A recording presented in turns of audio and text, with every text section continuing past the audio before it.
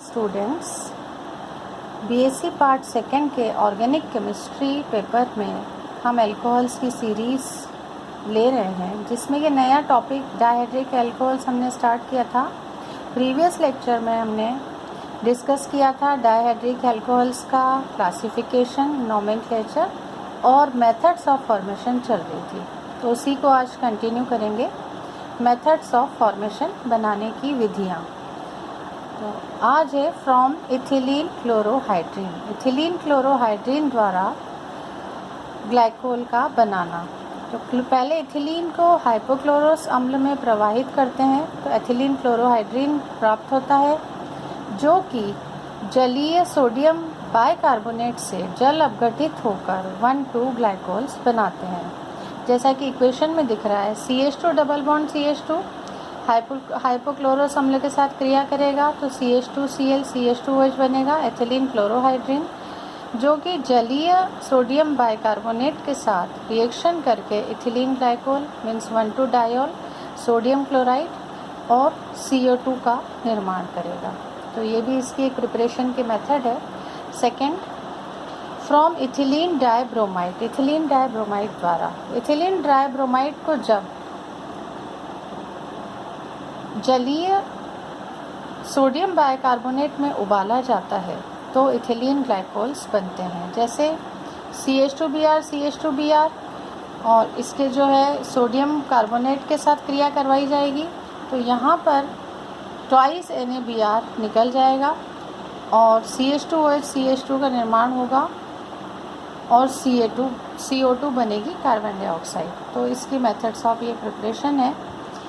इसके बाद नेक्स्ट है from ethylene oxide. Ethylene oxide द्वारा, अब इथिलीन ऑक्साइड को पहले प्राप्त करने के लिए इथिलीन एवं वायु के मिश्रण को उच्च दाब पर 200 से 400 डिग्री सेंटीग्रेड ताप पर सिल्वर उत्प्रेरक से प्रवाहित किया जाता है।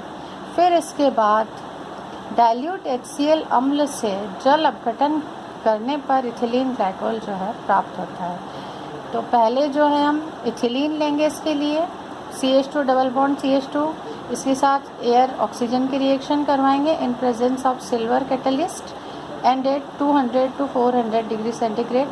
तो बनेगा CH2O CH2, जो कि इथिलीन ऑक्साइड है, जिसकी क्रिया डाइल्यूट HCl की प्रेजेंस में जल अपघटन इसका करवाएंगे तो बनेगा CH2OH CH2OH। इथिलीन ग्लाइकोल का निर्माण होगा।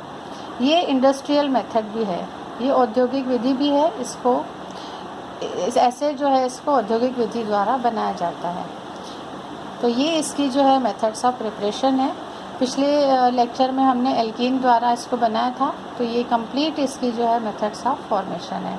अब प्रॉपर्टीज़, ग्लाइकोल्स के गुण। तो पहले इसमें फिज़िकल प्रॉपर्टीज़ लेंगे। ग्लाइकोल्स जो हैं ये कलरलेस होते हैं, विस्कस होते हैं, स्वीट होते हैं, लिक्विड्स होते हैं, रंगहीन होते हैं, गाढ़े होते हैं और मीठे द्रव होते हैं। इनका बॉइलिंग पॉइंट होता है 197 डिग्री।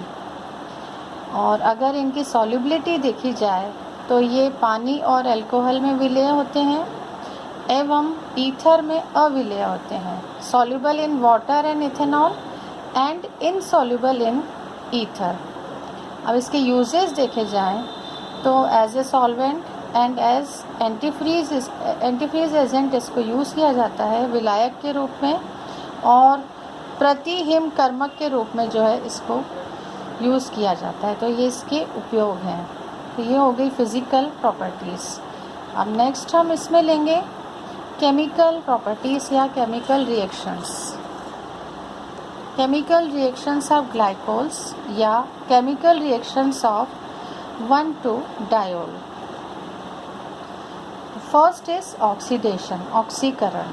ऑक्सीकरण भी दो तरह से होता है। पहला जिसमें कि कार्बन कार्बन बंध टूटता है, कार्बन कार्बन बंध का विदलन, तो पहले हम लेंगे। और दूसरा है कार्बन कार्बन का बंध का विदलन नहीं होता जो। तो ऐसे दो तरह से होती है। तो पहले हम लेंगे ऐसा ऑक्सीकरण जिनमें कार्बन कार्बन बंध का विदलन नहीं होता, carbon carbon bond does not leave. तो ग्लाइकोल्स जो हैं सामान्य ऑक्सीकारक पदार्थों द्वारा, जैसे ऑक्सीडाइजिंग एजेंट्स हम ले सकते हैं डाइल्यूट HNO3 या अल्कलाइन KMNO4 आदि द्वारा विभिन्न तरह के जो है प्रोडक्ट बनाते हैं। जैसे CH2OH इथिलीन ग्लाइकोल का ऑक्सीडेशन करवाया हमने डाइल्यूट HNO3 की उपस्थिति में, डाइल्यूट नाइट्रिक एसिड की उपस्थिति में। तो पहले जो है पहला वाला ग्रुप है उसका ऑक्सीडेशन होगा तो बनेगा CHO CH2OH। जो फर्स्ट एल्कोहलिक ग्रुप है वो चेंज हो जाएगा एल्डिहाइडिक ग्रुप में, तो इसका नाम होता है ग्लाइकोलिक एल्डिहाइड। फर्दर ऑक्सीडेशन कराया जाए, फिर से ऑक्सीडेशन कराया जाए तो बनेगा एल्डिहाइडिक ग्रुप जो है ऑक्सीकृत होकर COOH ग्रुप बनाएगा, तो COOH CH2OH ग्लाइकोलिक एसिड का निर्माण होगा। फर्दर ऑक्सीडेशन कराया जाए तो दूसरा वाला CH2OH एल्कोहलिक ग्रुप भी जो है पहले CHO में चेंज होगा, एल्डिहाइडिक ग्रुप में चेंज होगा तो बनेगा COOH CHO, इसका नाम होता है ग्लाइऑक्सिलिक एसिड। फर्दर इसका ऑक्सीडेशन कराया जाए तो ये एल्डिहाइडिक ग्रुप भी जो है एसिड ग्रुप में बदल जाएगा, तो COOH COOH दो एसिड ग्रुप आ गए तो इसका नाम हो जाएगा ऑक्सिलिक एसिड। तो हमेशा जो है अल्कोहलिक ग्रुप का जब ऑक्सीडेशन होता है तो एल्डिहाइडिक ग्रुप में चेंज होता है, और एल्डिहाइडिक ग्रुप का जब ऑक्सीडेशन होता है तो COOH ग्रुप में चेंज होगा। अब इसमें ऐसे CHO CH2OH का भी ऑक्सीडेशन कराएं तो CHO भी बन सकता है जिसको ग्लाइऑक्सिल बोला जाता है, और ग्लाइऑक्सिल का जब हम ऑक्सीडेशन करवाते हैं तो COOH CHO ग्लाइऑक्सिलिक एसिड का निर्माण होता है। तो ये इस तरह का ऑक्सीकरण है जिसमें कि कार्बन कार्बन बंध का विदलन नहीं होता, मतलब कार्बन कार्बन बंध नहीं टूटता। अब सेकेंड ऑक्सीडेशन है oxidation in which carbon carbon bond leaves, ऐसा ऑक्सीकरण जिनमें कार्बन कार्बन बंध का विदलन होता है। First oxidation with lead tetra acetate, lead tetra acetate के साथ ऑक्सीकरण, इसे ग्लाइकॉल विदलन भी कहा जाता है, ग्लाइकॉल विदलन। अब लेड टेट्रा एसीटेट लेंगे और उसकी रिएक्शन करवाएंगे CH2OH के साथ, तो C और C का जो बंध है C बॉन्ड C जो है यहाँ से ये टूटेगा, इसलिए कार्बन कार्बन का जो है विदलन कहलाएगा।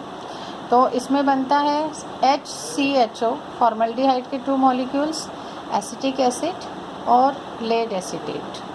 अब इसकी मैकेनिज़्म देखी जाए, क्रियाविधि इसकी देखी जाए तो पहले हम ग्लाइकोल लेंगे और लेड टेट्रा एसीटेट के साथ जब रिएक्शन करवाएंगे तो इसमें साइक्लिक जो है इंटरमीडिएट बनता है, ये साइक्लिक एस्टर होता है CH2O PbOCO CH3 whole twice, cyclic ester है लेड का, plus 2 molecules of acetic acid. अब इसमें जो है यहाँ से C कार्बन कार्बन बंध टूटेगा, ऑक्सीजन की इलेक्ट्रोनेगेटिविटी कार्बन से ज़्यादा है तो यहाँ इसकी शिफ्टिंग होगी और यहाँ से बॉन्ड टूट जाएगा और फॉर्मेशन होगा HCHO 2 मॉलिक्यूल्स फॉर्मल्डिहाइड के और लेड एसीटेट बनेगा। तो ये जो है 5 मेंबर्ड रिंग है, 5 सदस्यीय चक्रीय एस्टर का निर्माण हो रहा है जिसका कि ऑक्सीडेशन होके जो है फिर ये प्रोडक्ट का फॉर्मेशन हो रहा है। तो इस तरह से ये ऑक्सीकरण है जिसमें कि कार्बन कार्बन बंध टूट रहा है। इसी में आगे नेक्स्ट प्रोसेस है ऑक्सीडेशन विथ पर आयोडिक एसिड, पर आयोडिक अम्ल द्वारा ऑक्सीकरण। ग्लाइकोल का जो है जलीय पर आयोडिक अम्ल के साथ ऑक्सीकरण करने पर कार्बन कार्बन बंध का विदलन हो जाता है।